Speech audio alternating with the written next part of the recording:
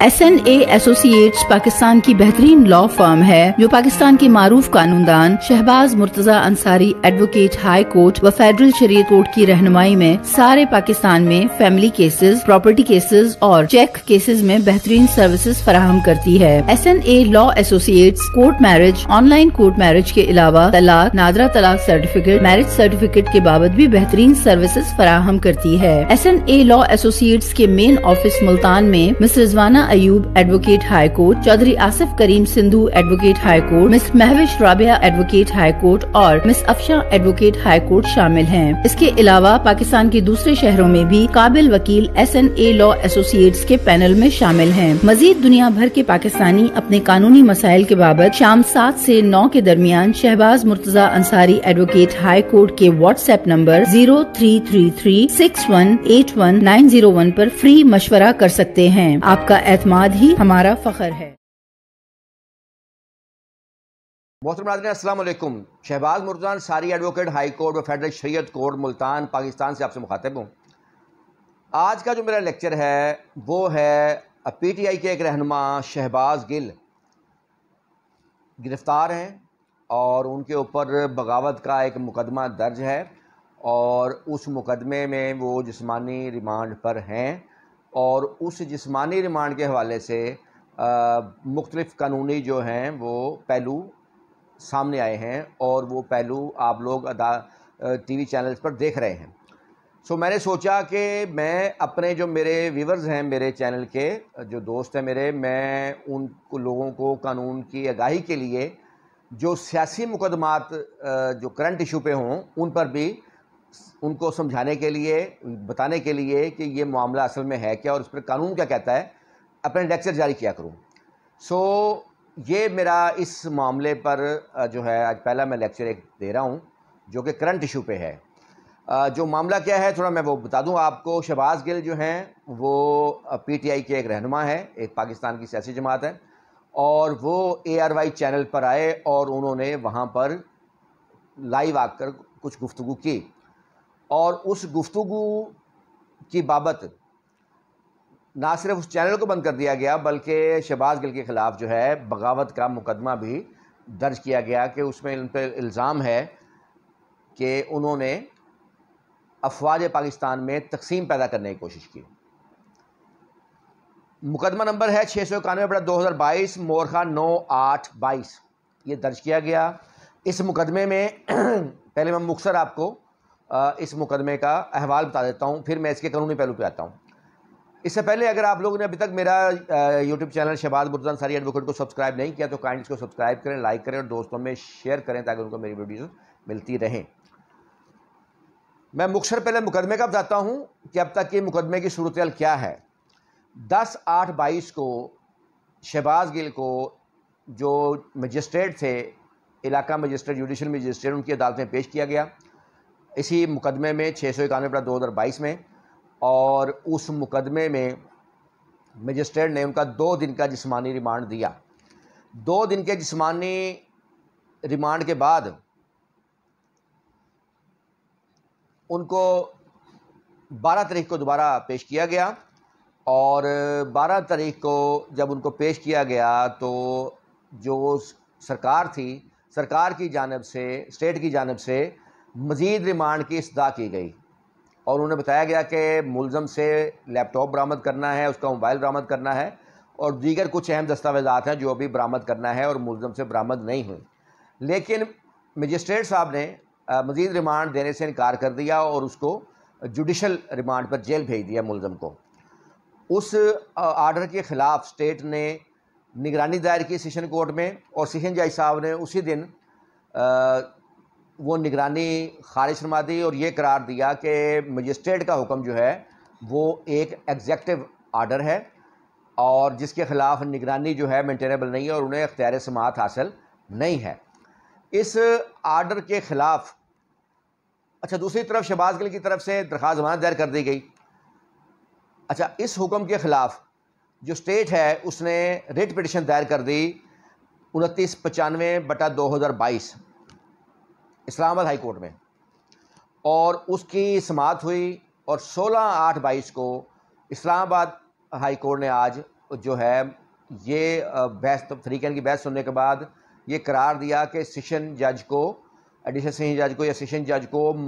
جو remand order کے خلاف نگرانی کا اختیار سماعت حاصل ہے اور ان کو میرٹ پر اس کا فیصلہ کرنا چاہیے اس نگرانی کا، بجائے اس کے کہ وہ جوریسڈکشن نہ ہونے پہ جو انہوں نے فیصلہ کیا. سو انہوں نے کیس ریمانڈ کر دیا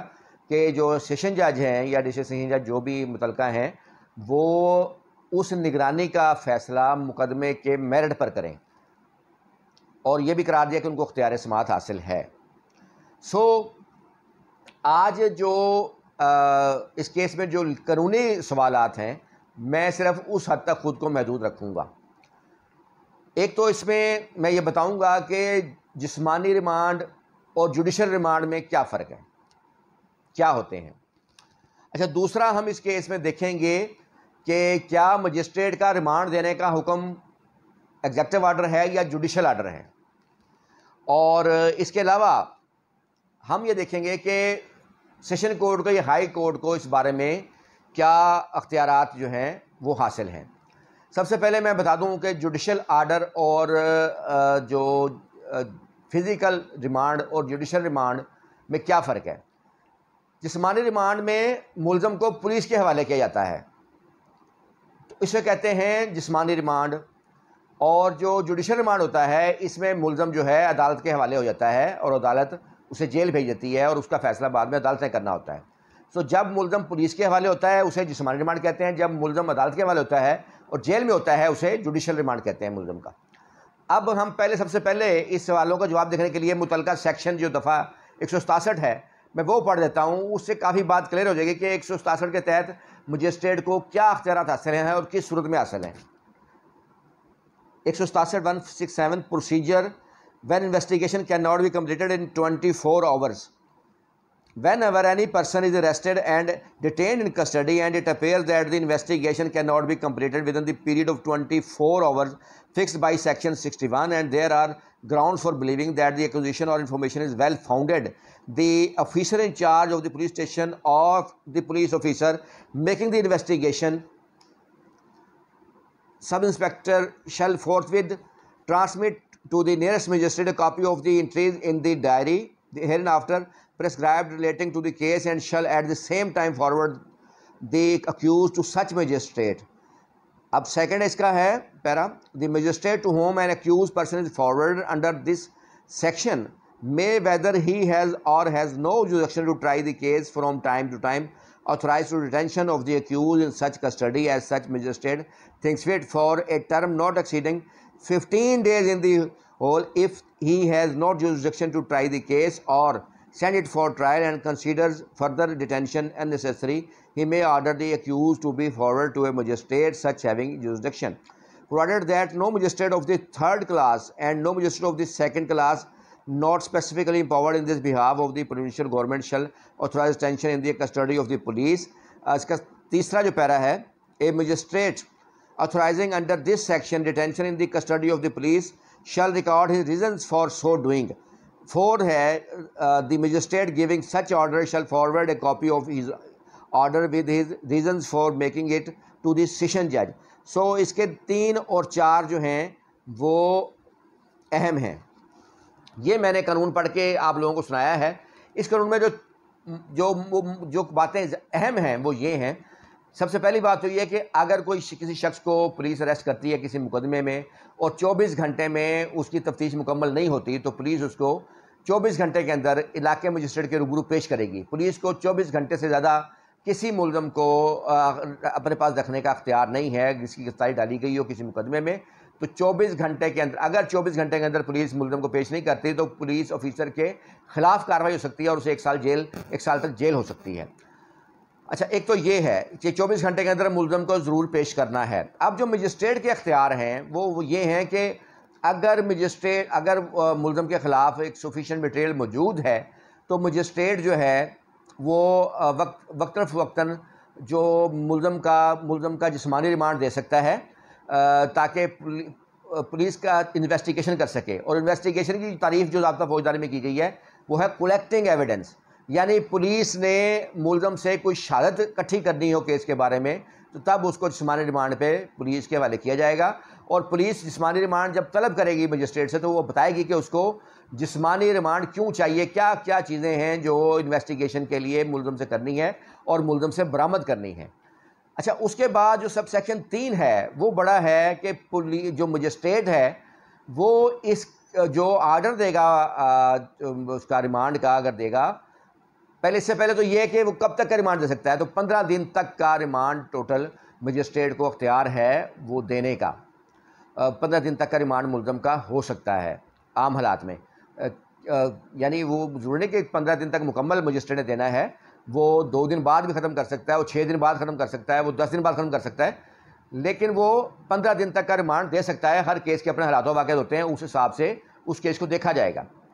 پھر جو سب سیکشن 3 ہے بڑا واضح ہے کہ مجسٹریٹ اس کی ریزنز لکھے گا کہ اس نے جو ریمانڈ ہے وہ کیوں جو ہے جسمانی ریمانڈ جو اس نے دینا ہے وہ اس نے کیوں دیا ہے، اس کی ریزنز لکھے گا۔ اور چوتھا جو پیرا ہے وہ بڑا سب سے اہم ہے کہ مجسٹریٹ جو بھی جسمانی ریمانڈ دے گا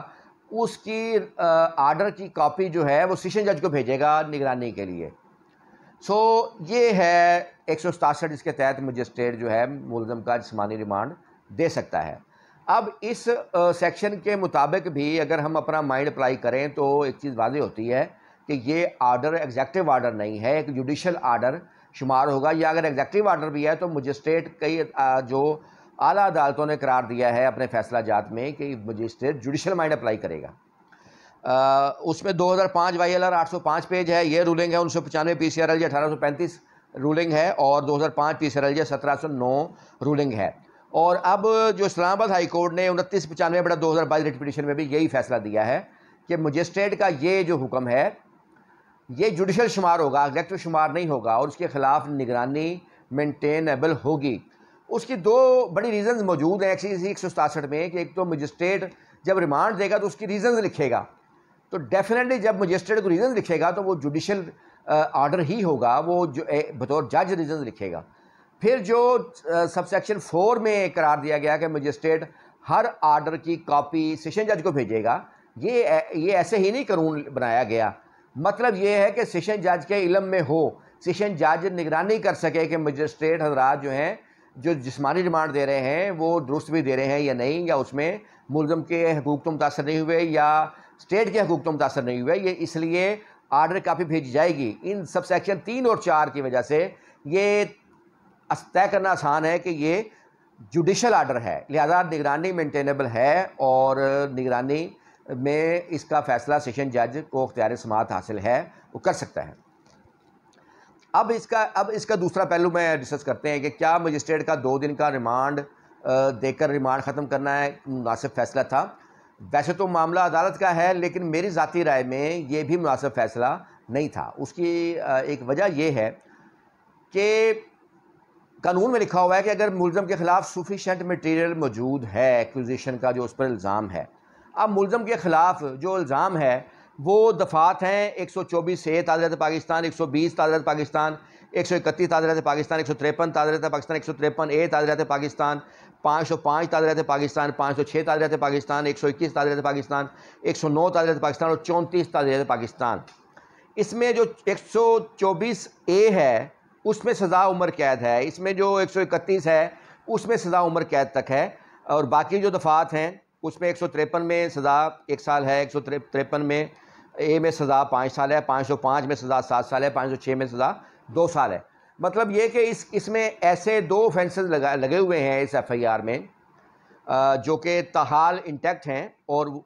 124 اور 131 جس میں عمر قید تک سزا ہے۔ سو مقدمہ جو ہے یہ پروپرٹی کلاز میں فال کرتا ہے۔ اب مقدمہ پروپرٹی کلاز میں فال کرتا ہے۔ دوسری اب سفیشینٹ مٹیریل کی بات جہاں تک دیکھتے ہیں تو ملزم کے خلاف جو ایکوزیشن ہے وہ بھی جو تسلیمی ہے۔ ملزم نے جو بھی بیان دیا اس چینل پہ وہ اس نے اس کا موقف یہ نہیں ہے کہ اس نے یہ بیان نہیں دیا، یا جو ہے یہ جعلی بیان ہے، یا اس کی آواز نہیں ہے، بیان ایڈمیٹڈ ہے۔ سو بیان جب ایڈمیٹڈ ہے تو پھر جو بھی اس نے گفتگو کی ہے وہ بھی تسلیمی ہے۔ سو اس لحاظ سے جو ایک ہینیس اوفینس ہے۔ اور دوسری بات کہ پولیس کو ملزم کا جسمانی ریمانڈ مطلوب تھا، پولیس نے خود کہا کہ ہمیں لیپ ٹاپ چاہیے اور موبائل کا ریکارڈ چاہیے، دیگر دستاویزات کچھ چاہیے۔ جب پولیس کو ملزم کا جسمانی ریمانڈ چاہیے اور ملزم کے خلاف ایک ہینیس اوفینس بھی ہے، اور تو اس صورت میں اور کورٹ کے پاس اختیار ہے 15 دن تک جسمانی ریمانڈ دینے کا، اس صورت میں صرف 2 دن کا ریمانڈ دے کر ختم کر دینا یہ میری نظر میں شاید مناسب نہیں ہے۔ فیصلہ عدالتوں نے کرنا ہے، جن کے پاس ریکارڈ ہے وہ زیادہ بہتر اس کو دیکھ سکتے ہیں، لیکن میری رائے میں اس کا مزید ریمانڈ ہو سکتا تھا۔ کیوں کہ نہ تو جو الزام ہے اس پر کوئی ابہام ہے، اور مزید پولیس کو ابھی جسمانی ریمانڈ چاہیے، کیونکہ صرف 2 دن کا ریمانڈ ہوا ہے اور عدالت کے پاس مزید جو ٹائم ہے وہ موجود ہے۔ تو یہ میری آج کی ویڈیو تھی۔ میں نے کوشش کی ہے کہ آپ لوگوں کو اس معاملے کے بارے میں سمجھا سکوں، اور 2 دفعات ہیں 435 اور 439 ضابطہ فوجداری کی، جس میں سیشن جج کو یہ اختیار ہے کہ وہ مجسٹریٹ کے پاس کسی بھی فیصلے کے خلاف نگرانی سماعت کر سکتا ہے، حکم یا فیصلے کے خلاف، ایون کہ اس کے پاس اپنا پرسنل اختیار بھی ہے کہ وہ کسی بھی مقدمے کا ریکارڈ از خود طلب کر سکتا ہے، منگوا سکتا ہے، اور اس میں اس فیصلے کو چیک کر سکتا ہے حکم کو کہ وہ صحیح ہے یا غلط ہے۔ تو یہ اختیار جو ہے دفعہ 435 میں اور دفعہ 439 میں جو ہے موجود ہے سیشن جج کے پاس۔ امید ہے آپ لوگوں کو میری آج کی ویڈیو پسند آئی ہوگی۔ کسی بھی قانونی مسئلے کی صورت میں آپ میرے YouTube channel Shahbaz Murtaza Ansari advocate کو سبسکرائب کر سکتے ہیں، اور دوسری بات میرے یوٹیوب چینل پر جا کر بھی، اور میرے واٹس ایپ نمبر 0333618191 پر جا کر بھی شام 7 سے 9 کے درمیان فری مشورہ کر سکتے ہیں۔ فری مشورہ صرف شام 7 سے 9 کے درمیان ہوگا، کسی دیگر وقت مشورہ کریں گے تو اس کی فیس ہوگی۔ آپ میری ویڈیو پسند کرتے ہیں، اس کا بہت شکریہ۔